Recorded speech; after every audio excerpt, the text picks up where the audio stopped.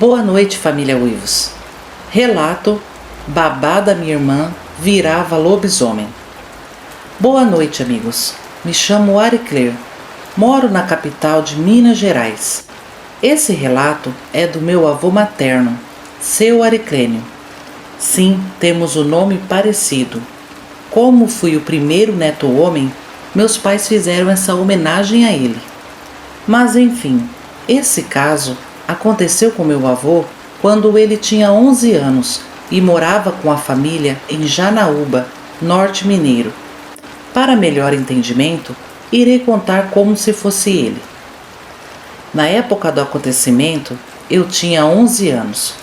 Papai tinha um pedaço de terra que havia herdado da família. Era bem afastado da cidade. Naquele tempo, Janaúba era pequena, rodeada de matas. Hoje, até que mudou bastante.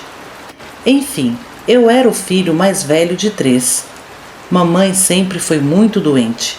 Eu a ajudava como podia. Cuidava dos meus irmãos, lavava as roupas no rio Borutuba e buscava lenha. Enquanto isso, papai saía de casa às 4 da manhã e só voltava quando já tinha escurecido. Seu trabalho era nas fazendas. Fazia de tudo, tirava leite, ajudava nos partos das vacas, enfim, trabalho pesado e rural. A vida era muito simples, sem luxo algum. Nosso luxo era poder dormir de buchinho cheio. Era um tempo que podia dormir com as janelas ou portas abertas nas noites quentes. Mesmo morando beirando grandes matas, não tinha risco algum. A não ser de uma onça invadir a casa, coisa que nunca aconteceu por aquelas bandas. Mas tudo isso mudou, e o nosso sossego acabou quando o papai arrumou um serviço em Montes Claros. No começo, mamãe até chorou e disse que não daria conta de cuidar de nós sozinha e também do nosso pedacinho de terra. Mas meu pai bateu o pé que precisava aceitar aquele trabalho, pois os serviços nas fazendas estavam fraquejando.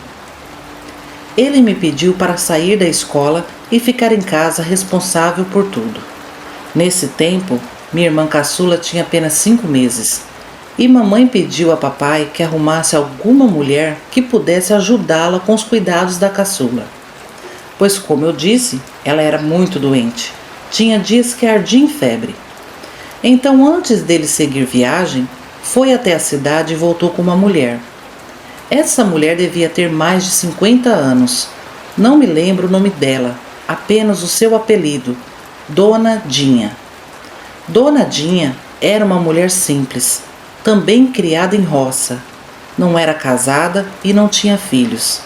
Disse morar na cidade junto de sua irmã e já havia trabalhado de babá para muitas famílias. Pronto, estava perfeito, tudo o que mamãe precisava. Sendo assim, papai seguiu sua viagem, ficando acertado de voltar com 20 dias. No primeiro dia, ficamos bem desanimados quando anoiteceu, pois já estávamos acostumados com papai chegando do serviço, jantando conosco, nos contando as histórias do dia a dia, e depois do jantar, era costumeiro deitarmos todos juntos na cama de casal e ficarmos ouvindo os causos de assombração que ele contava como ninguém, até que um por um ia dormindo e ele nos colocava em nossas camas. Mas naquela noite não foi assim. Certa hora, Dona Dinha se despediu e foi embora. Voltaria no dia seguinte pela manhã. Então ficamos só nós 4 e a luz da lamparina. Logo pela manhã, acordamos com Dona Dinha batendo na porta. Logo nos levantamos e começou tudo de novo. Até que na terceira noite, passamos um medo lascado. Nosso cachorro dormia no quintal, mas era um cachorro muito sossegado. Não era de estranhar nada e nem ninguém. Mas acordamos com seus latidos. Ele corria até a cerca do quintal e voltava correndo para a porta da casa. Mamãe se levantou e me falou: Ariclênio, acho que tem alguém no pé da cerca. Tiquinho está alvoroçado. Eu estava morrendo de medo, porque não era normal aquele comportamento do Tiquinho. Mas eu não podia deixar minha mãe mais assustada ainda. Então peguei a lamparina e respondi: "Fica aí, maninha, eu vou brechar pela janela e já volto." Nisso saí do quarto e fui caminhando até a sala. Quando vou chegando perto da janela, não tive coragem de puxar a cortina para ver, pois escutei um roncado junto com um resmungado que me arrepiou até a alma. Me afastei da janela e fiquei escutando aquilo. E junto desse barulho, os latidos de Tiquinho comendo solto. Então voltei para o quarto e falei para minha mãe: "Não é nada, maninha, é Tiquinho tá de frescura com algum tatu preá do mato." Mas por dentro eu sabia que não era isso. Pelo roncado, o que estava lá fora era muito maior que o nosso cachorro. E não parecia ter medo dele, pois estava bem próximo à janela. Nos deitamos novamente, mas eu não preguei os olhos. Só fui conseguir cochilar quase amanhecendo. Foi quando o Tiquinho parou de latir. Assim que Dona Dinha chegou, minha mãe lhe falou o que aconteceu durante a noite e perguntou se ela não podia passar as noites conosco, que lhe aumentaria até o salário. Dona Dinha, sorrindo, respondeu: "Ah, Dona Carmelita, o dinheiro é bom, né? Mas eu não posso não. Eu moro com minha irmã. Ela também tem criança e não tem marido. Ela ganha vida à noite e eu que olho meus sobrinhos. Mas se não fosse isso, eu aceitava. Mas não fica preocupada não. É que a casa da senhora é beirando a mata. À noite os bichinhos vêm passear mesmo, mas não fazem mal a ninguém." Bom, nisso Tiquinho, que estava andando lá pelos matos, pois ele era criado solto, chegou em casa e entrou na cozinha. Foi direto onde Dona Dinha estava e começou a cheirar as pernas, as mãos e os pés dela. Coisa que ele nunca fez com ela e com ninguém que chegasse em nossa casa. Minha mãe o colocou para fora e ele deitou perto do batente da porta e passou o dia inteirinho olhando para Dona Dinha. Eu achei muito estranho aquilo. Ao entardecer, Dona Dinha foi embora e o Tiquinho foi atrás acompanhando. Fui até uma altura da estrada o chamando, mas ele não voltava. Foi seguindo a velha estrada fora. Então voltei correndo para casa e falei com mamãe: "Ô maninha, tá acontecendo alguma coisa estranha. Tiquinho tá estranhando Dona Dinha e agora mesmo foi seguindo ela." Mas maninha não me deu bola. Então resolvi contar o que tinha ouvido no pé da janela. Ela perguntou se eu tinha certeza e eu disse que sim. Ela ficou muito assustada e me disse: "Vamos pegar umas madeiras no quintal para reforçar as portas e janela. Eu disse para o seu pai que não ia prestar ele ir para longe e nos deixar aqui sozinho." Bom, maninha era medrosa igual eu. Então corremos no quintal e pegamos umas toras de árvore. Logo trancamos tudo e jogamos as madeiras para reforçar. Nisso já tinha até escurecido. Jantamos rápido e fomos todos para o quarto de manhã e ficamos na mesma cama. E ela me falou assim: "Olha, se você ouvir algum barulho, me chame." Então eu fiquei em alerta. Ela e meus irmãos pegaram no sono. Foi quando ouvi novamente o fungado lá fora. Aquilo estava rodeando nossa casa. Antes de acordar maninha, me levantei de mansinho. Peguei a lamparina e fui para a sala. Pensei comigo: hoje eu vou ter coragem de olhar para ver o que é. Vai que é só um tatu mesmo e eu tô assombrando maninha sem motivo. Rapaz, na hora que eu puxei a cortina, dei de cara com a coisa mais horrível. Do outro lado do vidro, me espiando com 2 olhão abuticado. Parecia um cachorro com orelhas caídas. O bicho estava em pé. No que ele me viu, abriu a boca mostrando os dentes e seu bafo embaçou o vidro da janela. Nessa hora eu não aguentei e dei um grito: "Socorro, maninha!" Meus irmãos acordaram, a bebê assustou, começou a chorar. Meu outro irmão, que tinha uns 6 anos, veio correndo com minha mãe para a sala perguntando o que foi. Nessa hora eu não aguentei e dei um grito: mas eu estava fora de mim. Não conseguia respirar, não conseguia falar. Levei um choque muito forte ao ver aquela criatura que tempos depois eu tive certeza que era um lobisomem. Eu apontava para a janela, mas o bicho já não estava mais lá. Minha mãe me balançava e perguntava o que eu tinha visto. Mas eu juro para vocês, minha voz não saía. Eu mal conseguia manter a respiração.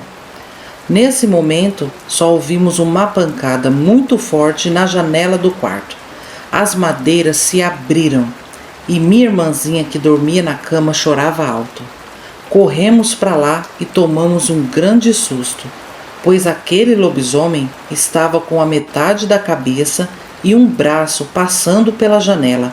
Ele ia entrar para pegar a bebê. Minha mãe começou a gritar feito louca. Meu irmão correu e se escondeu. Eu não sabia o que fazer, mas vi que minha mãe também não. Ela estava tomada de medo e desespero. Então, sem pensar, no impulso, joguei a lamparina acesa na cara do lobisomem. O fogo começou a pegar nos pelos dele. Ele tirou o braço e a cara da janela e saiu correndo. Minha mãe pegou a bebê no colo, eu chamei meu irmão, que logo apareceu chorando, e nós dois, juntos, arrastamos todas as madeiras que estavam dentro de casa e colocamos na janela, para tapar o buraco feito por aquela coisa. Passamos a noite chorando, todos juntinhos num canto do quarto, morrendo de medo do lobisomem voltar. Assim que amanheceu, saí para fora. Chamei por Tiquinho, mas ele não estava em lugar nenhum. Ele não tinha voltado para casa. Por isso, não latiu nos alertando da chegada do lobisomem. Bom, naquele dia deu 11 horas da manhã e nada da dona Dinha chegar. Então falei para a Mainha. Mainha, vamos até a cidade na casa dessa irmã de dona Dinha. Eu tô desconfiado que ontem à noite era ela. Em certa parte, eu sempre fui um moleque muito esperto. Eu era observador e estava certo que o lobisomem era a dona Dinha. Já era meio-dia quando pegamos a estrada e perna para quem tem até a cidade. Quase 1h30 de caminhada, até que chegamos na casa dessa tal irmã. Minha mãe foi logo perguntando por ela. E a irmã da Dinha nos olhou assustada e perguntou quem éramos. Então minha mãe falou que era a patroa da dona Dinha. Ela era babá da minha irmã, mas não tinha aparecido para cumprir o seu serviço. A mulher ficou transtornada a hora que ouviu isso e nos chamou para entrar. Nisso começou a nos contar que não sabia desse serviço da irmã. Ela passava o dia fora. E falou assim para minha mãe: a senhora não pode colocar qualquer pessoa dentro da sua casa, ainda mais para olhar uma criança. Olha, eu vou lhe contar um negócio porque eu tô com pena da sua situação com essas crianças. Nem aqui em casa não deixo a Dinha passar as noites. Eu tenho 2 filhos e trabalho à noite. Quem cuida dos meus filhos é a madrinha deles. Dinha tem uma coisa ruim que acompanha ela. Quando ela tá virada nessa coisa ruim, desconhece até o sangue do seu sangue. Hoje de manhã ela apareceu aqui. Estava com o rosto queimado. Perguntei o que ela tinha aprontado, mas ela não me falou não e saiu andando. Certeza que ela foi arrumar confusão com algum sitiante e levou a pior.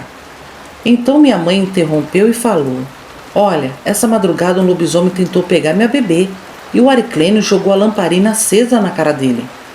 Aí a mulher falou: ah, então é isso. Era ela, dona. Ela vira essa coisa ruim.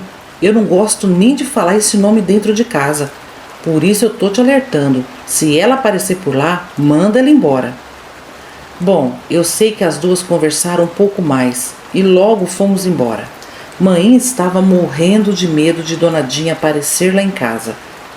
E eu também, não vou mentir, pois mesmo que ela fosse de dia, só de saber que ela virava bicho era muito assustador. Então fomos até a casa da comadre da minha mãe e depois de contar o acontecido, sua comadre prontamente nos ofereceu dormida em sua casa até a volta do meu pai. Quando meu pai voltou de viagem, Mainha teve uma conversa muito séria com ele e ele resolveu nos levar para Montes Claros junto com ele. Depois daquela noite assustadora, nunca mais vimos essa tal de Donadinha, mas com certeza ainda ficou por lá muito tempo assombrando o povoado. De lá para cá, nunca mais confiei em ninguém.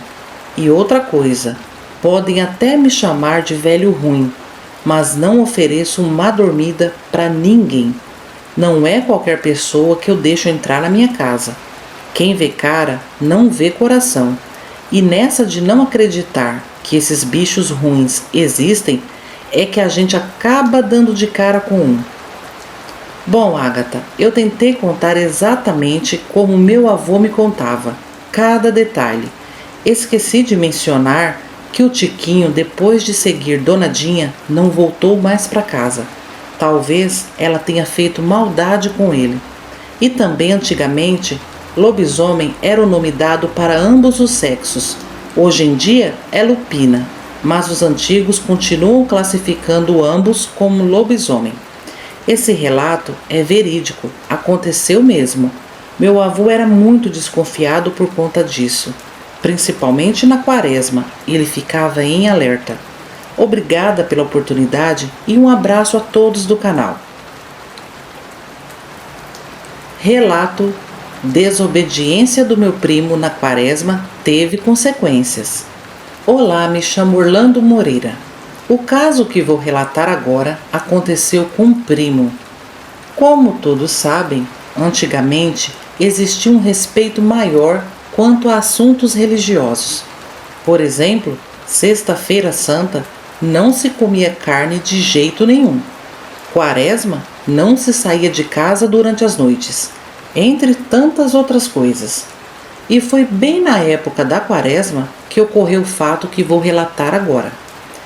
Quem mora nos interiores sabe que a diversão para quem vive em áreas rurais é ir até a cidade, bater um papo com os amigos, tomar umas cachaças, um joguinho de cartas para matar o tempo. Pois bem, este meu primo tinha esse costume de toda noite sair para jogar baralho sem se importar com a hora de voltar. E era a primeira semana de quaresma, e ele mantinha seus hábitos de ir à cidade jogar as tais cartas. Na quinta-feira, ele se aprontou, selou seu cavalo, colocou seu revólver na cintura e já estava pronto para sair quando a avó lhe fez um pedido. Não vai para a rua hoje não, meu filho? Tô com um mau pressentimento, não queria que você saísse hoje. Ele olhou para ela e respondeu: minha avó, eu sou homem de acreditar em mau presságio. O que vier me ameaçar, eu corto no reio ou até na bala. A avó tentou alertá-lo novamente. Não estou falando de pessoas que pode fazer mal, menino, e sim de coisas, pois estamos no período de quaresma. Novamente debochando da preocupação da avó, ele respondeu: o que tentar me fazer algum mal, seja deste mundo ou do outro, vai entrar no reio para ficar uns 3 dias na salmoura. Dito isso, foi pegando seus pertences e saindo. A avó ficou da janela, observando até que ele cruzasse a porteira e seguisse seu caminho. Quando chegou na cidade, tomou suas cachaças, jogou baralho, jogou conversa fora, mas nem se lembrava das palavras da avó. As horas foram passando, a noite ficando cada vez mais escura, e ele nem se tocou do adiantar das horas, até que o dono do bar resolveu fechar a bodega. Ele já foi saindo pegando seu cavalo, quando olhou as horas e já passava da 1 da madrugada. Então seguiu seu caminho. As estradas do interior são cercadas por matas de ambos os lados, onde as árvores se encontram nas suas copas fazendo um túnel natural, que durante o dia é de uma beleza única, mas à noite se torna medonho. Vinha ele por uma estrada como a que acabei de descrever.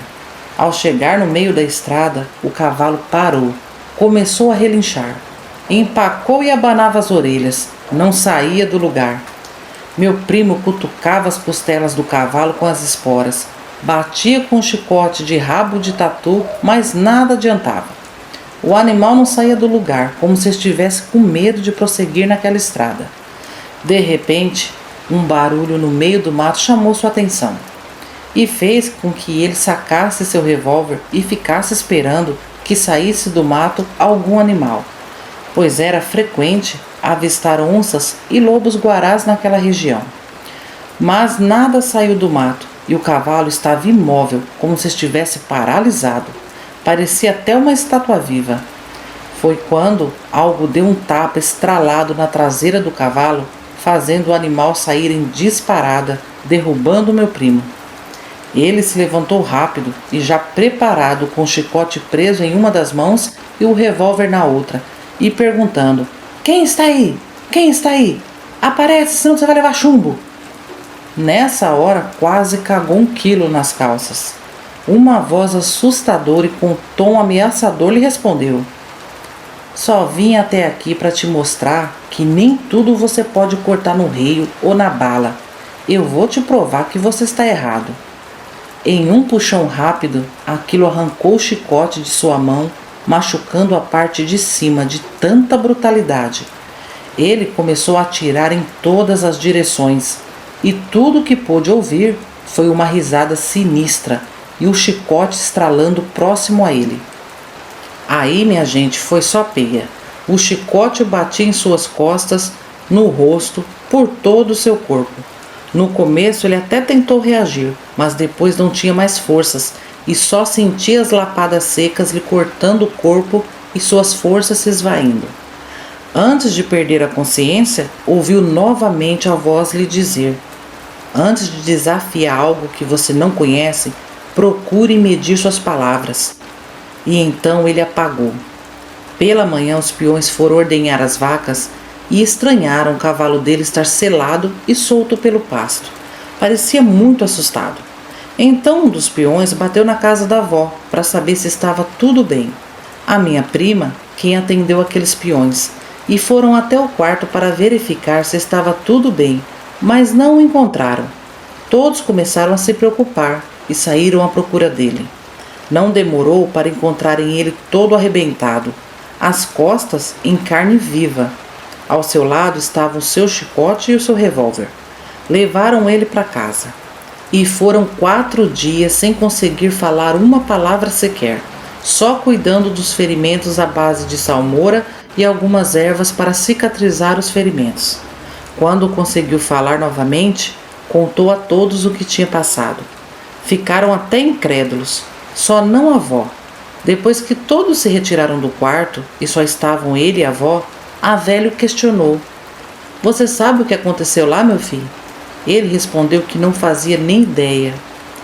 "Você sabe quem ou o que estava lá, meu filho?" Novamente a resposta foi negativa, já que não tinha visto ninguém e nem sabia o que tinha feito aquilo com ele. A avó então lhe falou: "Nunca duvide de algo que você não conhece, meu filho. Não deboche nem desdenhe de coisas que os mais velhos te ensinam. E acima de tudo, nunca duvide do pressentimento de sua avó." Ele ficou assustado e bravo e a questionou: "Vai ver, era a senhora que estava lá no meio do mato e fez isso comigo." Nesse momento, uma ventania forte entrou pela janela, invadindo o quarto, e ele pôde ouvir novamente aquela voz terrível ecoar pelo quarto e lhe dizer: "Não aprendeu nada, né, seu xixelento? Será que a lição foi pouca?" Nesse momento ele se abraçou com a avó e começou a rezar. Depois disso, nunca mais quis saber de duvidar das palavras dos mais velhos. E um detalhe, só ele ouviu a voz no quarto. Bom, essa foi a experiência do meu primo com a quaresma. Nessa época, coisas estranhas acontecem. Todo cuidado é pouco. Ficou aí uma lição que ele levou para o resto da vida. Boa noite. Relato: Causos do Tio Dingó. Olá, me chamo Leandro Silva e irei compartilhar um relato que ouvi do meu tio Dingó. Era a década de 60, no bairro da Penha, no Rio de Janeiro. Mais precisamente, no Morro do Sereno. Minha afinada avó sempre contava os casos de assombração pra gente e da mula sem cabeça. Então, já era corriqueiro ela ter uma história para contar sempre em épocas de quaresma. A veinha já tinha presenciado muita coisa. Porém, numa dessas conversas, estava presente o tio Dingó, e quem contou o relato foi ele. Como ele nunca tinha falado nada desse tipo, quem estava ali presente ficou atônito. Só lembrando que na década de 60 eu não era nascido, só estou relatando o que escutei dele anos depois. Bom, lá no morro tem uma pedra chamada Pedra do Urubu, onde ficam vários urubus sobrevoando. Foi aí que ele começou a contar que um dia estavam sumindo muitos bichos na região, e na época de quaresma aumentava. Diziam que eram alguns ladrões de galinhas e porcos roubando os bichos. Bem, meu tio Dingó e uns amigos resolveram investigar para descobrir quem eram os ladrões. Porém, minha avó sempre falava: meu filho, não vai para a rua depois das 18 horas. Uma hora vocês vão se deparar com alguma coisa que vocês não vão gostar de ver. Mas eles nem ligavam. Certo dia resolveram ficar de campana perto do galinheiro. E já era por volta da 1 da manhã quando sentiram um cheiro muito forte de podre saindo lá de dentro. E as galinhas cacarejando muito alto. Os cachorros latindo e chorando muito. Foi quando viram algo muito grande sair do galinheiro e começaram a correr em direção da mata. Eles foram atrás, em direção à Pedra do Urubu, onde a mata é bem fechada. Chegando lá, se depararam com uma criatura alta, esguia e peluda, olhos amarelos feito brasas. Então eles tentaram sair de fininho, sem fazer barulho, para não atrair a atenção do bicho. Só que não conseguiram. O bicho notou a presença deles. Mesmo assim, conseguiram chegar em casa, porém tremendo de medo. Eles relataram que com certeza era um lobisomem. E minha avó disse para eles: eu avisei e vocês deram sorte de estarem vivos. Bom, esse foi um dos relatos do meu tio Dingó. Mas tem muito mais. Com certeza eles tiveram mesmo sorte do lobisomem não correr atrás deles, pois dizem que essas criaturas não gostam de ter seu segredo descoberto. Bom, obrigada a todos do canal. Esses foram os relatos de hoje, família Uivos. É impressionante, né, a teimosia dos incrédulos. Com tantos relatos e tantos conselhos dos mais velhos, mesmo assim eles se arriscam. Talvez se fosse um lobisomem pactuado, não teriam a mesma sorte, não é? Bom, vamos aos salves de hoje? Vai um salve especial para Leandro da Silva, Orlando Moreira, Carla Michele, Rosa, Ana Paula Ribeiro, Elisandra Cruz, Karina Alves, Ângelo Augusto, Orlando Alcovias, Vanessa Pereira, João Passoni, Guilherme Martins, Neia Oliveira, Fabiana Ferreira, Joana Santos Saraiva, Jonas Luiz, Lúcio Oliveira, Verdades Inconvenientes, Carlos Marques, Gilvânia L., Eliane Nascimento, Evaldo Ribas, Ana Paula Oliveira, Cantinho da Ed, Luciana Mendes, Antônio Marcos, Eduardo Nascimento, Antônio Carlos da Silva, Silvia Lima, Maria da Conceição, Calil Lamarque, Laila Lamarque, Marcelo Furlan, Nilce do Lago, Iraci Souto, Juscelino Soares e Severina Barbosa. Família, no próximo vídeo eu mando mais salves, ok? Peço a vocês que deixem o seu like, hype e comentário para ajudar o canal Uivos. Eu agradeço imensamente. E para quem ainda não é inscrito, se inscreva, venha fazer parte da família Uivos.